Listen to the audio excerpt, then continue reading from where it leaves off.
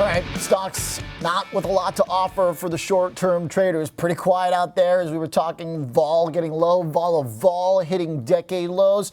Thankfully, we've got some big picture discussion with the team at Schwab always on hand. Kathy Jones, Chief Fixed Income Strategist, joins us, and Kevin Gordon, Senior Investment Strategist. Afternoon, guys. Kevin, get us started here as stocks have been pretty quiet, but there's always something happening kind of in the big picture. So when you look under the hood, what's interesting to you the past week?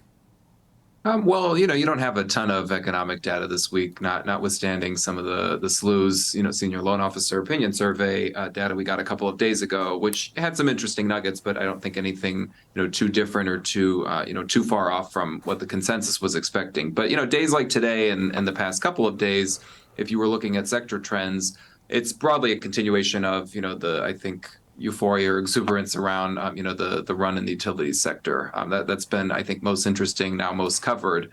And, there's a couple of different narratives that are flying around as to why that's happening. I think that what's more interesting is actually if you look at the leadership profile of the market over the past couple of months, dating back to the beginning of March, you have this really interesting setup where you've got utilities, energy, and communication services all in the lead. Utilities clearly out front, with a double-digit gain, but all three of those sectors represent different parts of the market with, deep cyclicals, traditional defense, and growth. So you're not really getting as clear of a signal. And I think that's, broadly consistent with where we're at right now in terms of economic data and trying to figure out, where we go from here, sort of in the medium to long term.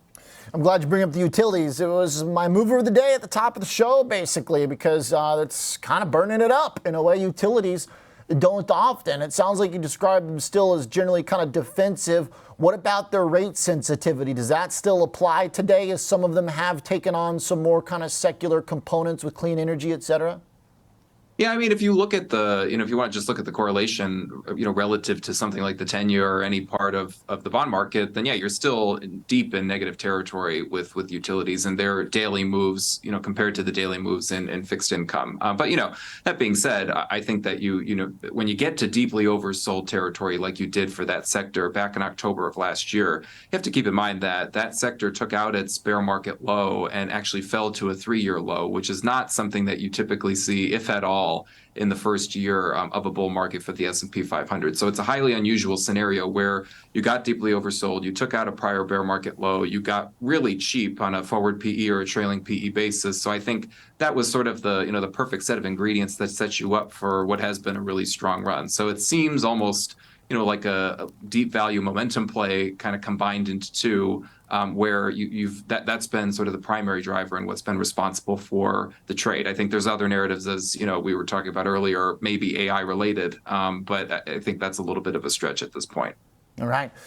Kathy, in the world of bonds, 10-year still pretty low compared to pre-jobs from last week.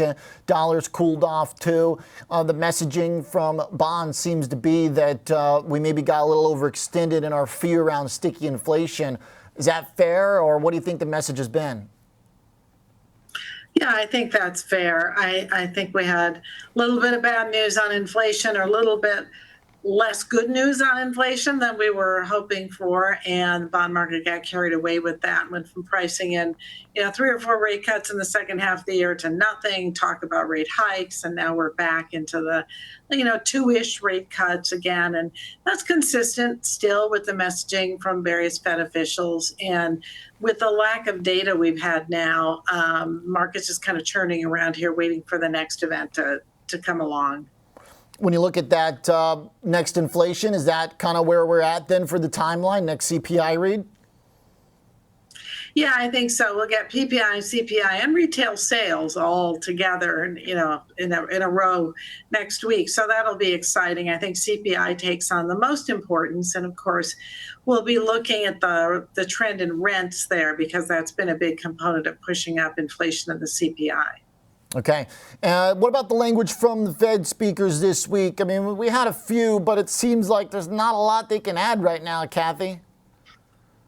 No, I'm afraid not. It's the same message over and over again. We're data dependent. We're being patient. We're not there yet, but we expect to be there later. No matter how it's phrased, it's the same message. It's the same message that came from Powell after the FOMC meeting.